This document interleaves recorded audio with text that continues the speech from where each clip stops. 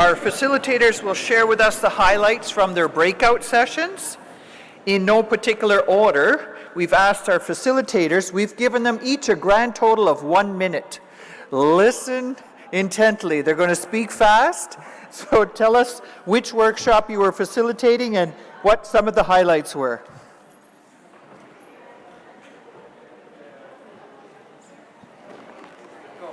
I'll go first.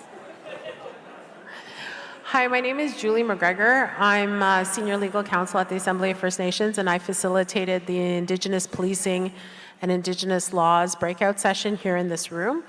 We were privileged to have 3 chiefs of police join us, Chief Gerald Swamp of the Rama Police Service, Chief of Police Keith, who is the Chief of Police of the Tsuut'ina, Keith Blake, Tsuut'ina Police Service, and we had Peacekeeper Dwayne Zachary from the Ganawage Police Peacekeepers. So it was just to be very brief about it, we discussed the uniqueness of First Nations policing in Canada and some of the challenges that First Nations policing has to overcome as a program-based police funding model, and some of the unique aspects of First Nations policing with respect to respect of cultural protocols and understanding of community safety needs. As well as we talked about some of the ways that First Nations police services can contribute to the work communities are undertaking for unmarked graves and unmarked burial sites, and what are some of the ways that they can continue to help those processes, but also what are some of the obstacles they need to overcome to really be a part of that process. And briefly, we discussed, the current non-Indigenous police services like the RCMP, here in Quebec, the Sûreté de Québec, or the OPP, and how, they have a role, the role that they played in the Indian residential school system, and how we need to support our First Nations police services the way non-First Nations police services are supported, whether that be through resources or through legislation, recognizing them as an essential service. So that's just the broad overview of what our breakout session included. Miigwech. Hello. Tensei Bonjour. My name is Deandra Thomas Hart from Winnipeg. I was facilitating with Jerome Melanson. He is a professor at the University of Regina, and he was talking about translating French documents. And so his session focused on historical colonialism and relations between Indigenous and non-Indigenous people in the prairies. He talked about his ally role in helping translate church and historical documents in French. There is a need on Indigenous access to French documents. These documents mainly were administrative, main events, notes, journals, and anything that was specific to students, such as travel, sickness, lists, and transfers. We discussed building relationships with the holders of these documents, church and archives, and talking about First Nations building confidentiality agreements and data management agreements with these archive holders. And we also shared about ethical concerns that lawyers and translators were overcharging for services, for translations, and there's a lot of other things about working with these documents, but I had suggested personally that maybe we need to use our Michif and French allies to do that work with us, and so that was our session. Youts. Hello everyone, my name is Grandur, or Megan Metz. I'm from the Haisla Nation on the northwest coast of BC. I facilitated session 2. My apologies, my notes are on my phone, that's why I'm looking at it. But it was all about Bill 79, led by Anne Panasuk.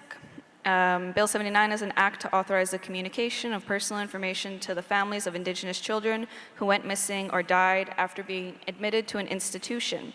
We got to hear not only from Anne, but from her co-presenter Francois, who shared her personal family experience of her siblings going missing after being taken to a hospital without their parents. Her family is unfortunately not alone in this experience. These conversations brought up the lack of transparency and communication from the government, hospitals, and other institutions about individuals who have gone missing from our communities.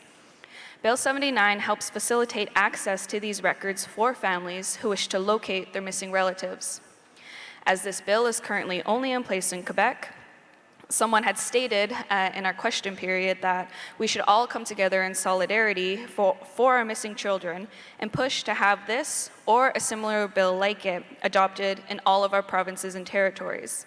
I think it's time to apply some pressure to our provincial governments and come together in a good way for our missing loved ones. Thank you. Donani, hello everyone. My name is Taylor Bain-Takoza. I am Dene from the Fort Nelson First Nation. My community is located in northeastern British Columbia. I facilitated session number 3. It was titled Connecting Disparate Data to Understand the Student Experience. Ashley Whitworth took us through her experience working with the Squamish Nation out in BC and utilizing an online platform to highlight, or to gather data rather, to highlight student experiences.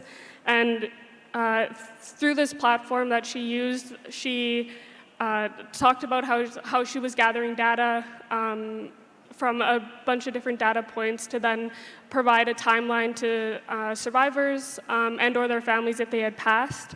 And this allowed students and communities to understand what their members had gone through at their time in residential school.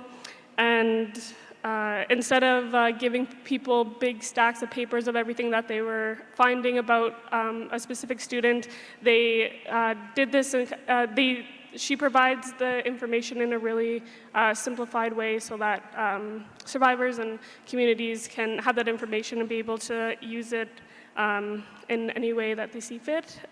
There are some challenges, though, that were highlighted through this work.